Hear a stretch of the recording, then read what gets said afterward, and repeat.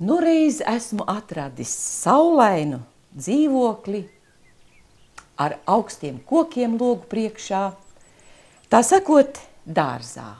Te es ceru atspirkt. Tā savam draugam Āronu Matīsam rakstīja Ādolfs Alunāns no sava jaunā dzīvokļa Jelgavā, Filozofu ielā 3. Ģimene bieži mainīja dzīvokļus. Vai nu īres nauda bija par lielu, vai dzīvoklis par trokšņainu, vai par augstu. Šeit Alunāni īrēja ēkas 2. stāvu.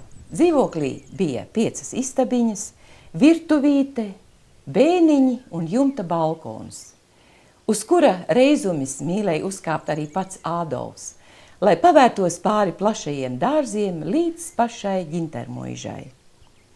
Šeit kopā ar vecākiem dzīvoja viņu 3 jaunākās meitas – Valda, Emīlija un Valeska. Pārējie bērni bija jau aprecējušies un izklīduši pa pasauli.